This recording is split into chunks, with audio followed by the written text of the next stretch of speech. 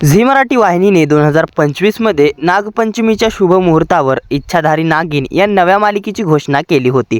मात्र त्यानंतर या मालिकेची कोणतीही अपडेट समोर आली नव्हती। ही नवी मालिका प्रेक्षकांच्या भेटीला येणार आहे का नाही असा प्रश्न प्रेक्षकांना पडला होता।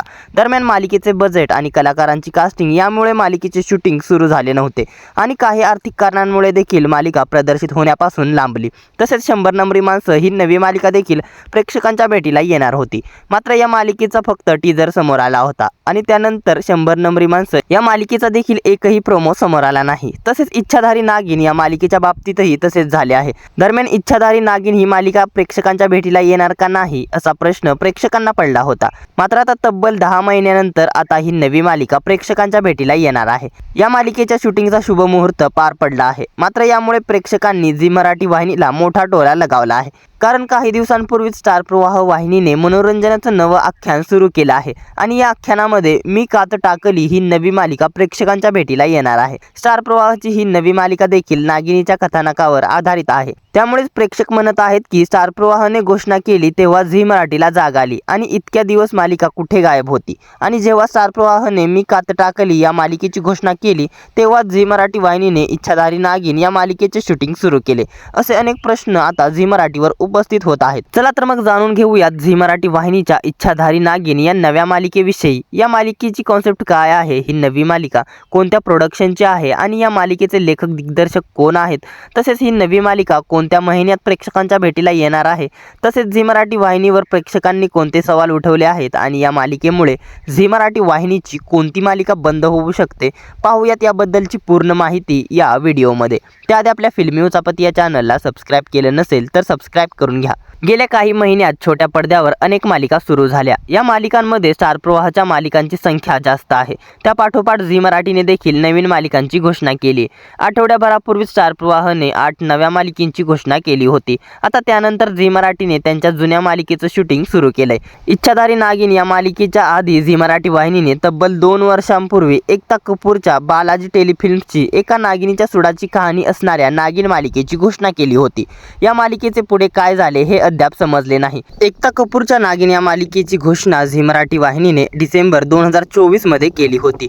मात्र यानंतर मालिकेचा एकही प्रोमो समोर आला नाही। दरम्यान एकता कपूरने नागिन या मालिकेची कथा आणि कॉन्सेप्ट इतर प्रोडक्शनला विकली आहे का, असे प्रश्न प्रेक्षकांनी उपस्थित केले आहेत। त्यामुळे इच्छाधारी नागिन ही नवी मालिका आता एकता कपूरची नसून वेगळ्याच प्रोडक्शन हाऊसची असणार आहे आणि या मालिकेचे लेखक दिग्दर्शकही वेगळे असणार आहेत। इच्छाधारी नागिन या मालिकेच्या घोषणेनंतर झी मराठी वाहिनीवर अनेक नवीन मालिका प्रेक्षकांच्या भेटीला आल्या। मात्र या मालिकेबद्दल कोणतीही अपडेट आली नाही। झी मराठीने हा प्रोजेक्ट बॅकफूटवर टाकला होता। अनेक नव्या येणाऱ्या मालिकांच्या प्रोमोवर प्रेक्षक या मालिकेबद्दल विचारणा करत होते। मात्र स्टार प्रवाह वाहिनीने काही दिवसांपूर्वी मी कात टाकली या मालिकेची घोषणा केली, जी नागिनीवर आधारित आहे। त्यामुळे पुन्हा एकदा झी मराठी खडबडून जागं झाला आहे आणि त्यांनी या मालिकेचं शूटिंग सुरू केलंय। स्टार प्रवाह वाहिनीला टक्कर देण्यासाठी झी मराठी वाहिनीने या मालिकेचे शूटिंगला सुरुवात केली आहे। इच्छाधारी नागिन या मालिकेच्या सेटवरचे काही फोटो समोर आलेत। आता हे फोटो पाहून नेटकऱ्यांनी झी मराठीला प्रश्न विचारले आहेत। एकाने लिहिलं, आता लोकांनी काय बघायचं, इच्छाधारी नागिन की मी कात टाकली। दुसऱ्याने लिहिलं, फायनली झी मराठीला इतक्या वर्षानंतर या मालिकेची आठवण झाली। असं असलं तरी ही मालिका पाहण्यासाठी प्रेक्षक उत्सुक आहेत। दरम्यान झी मराठी वाहिनीची इच्छाधारी नागिन ही नवी मालिका 7 सेन्स मीडिया या प्रोडक्शन हाऊसची असून मालिकेचे निर्माते शशांक सोळंकी हे आहेत। तसेच मालिकेचे दिग्दर्शक प्रदीप जाधव आणि छाया कच्छावा हे आहेत। इच्छाधारी नागिन ही मालिका देखील एका नागिनीच्या बदल्याची कहाणी असणार आहे। दरम्यान इच्छाधारी नागिन या नव्या मालिकेत कोणती अभिनेत्री नागिनीच्या मुख्य भूमिकेत झळकणार, तसेच या मालिकेत कोणकोणते कलाकार असणार याबाबत कोणतीही माहिती समोर आली नाही। दरम्यान इच्छाधारी नागिन ही नवी मालिका जुलै किंवा ऑगस्ट महिन्यामध्ये नागपंचमीच्या मुहूर्तावर प्रदर्शित होऊ शकते आणि या मालिकेला रात्री 10:30 वाजताचा प्राईम टाइम देण्यात येऊ शकतो। कारण सुपरनॅचरल आणि क्राईम शोज हे रात्री उशिराच्या स्लॉटलाच प्रदर्शित केले जातात। त्यामुळे रात्री 10:30 वाजता प्रदर्शित होणारी तुला जपणार आहे ही मालिका प्रेक्षकांचा निरोप घेऊ शकते। दरम्यान तुला जपणार आहे ही मालिका TRP मध्ये चांगला परफॉर्मन्स करत आहे। त्यामुळे जर तुला जपणार आहे ही मालिका बंद केली नाही तर या मालिकेची वेळ बदलली जाऊ शकते आणि या मालिकेच्या जागी झी मराठी वाहिनीची शुभ श्रावणी ही मालिका प्रेक्षकांचा निरोप घेऊ शकते। कारण शुभ श्रावणी ही मालिका TRP मध्ये इतर मालिकांच्या तुलनेत चांगला परफॉर्मन्स करत नाही।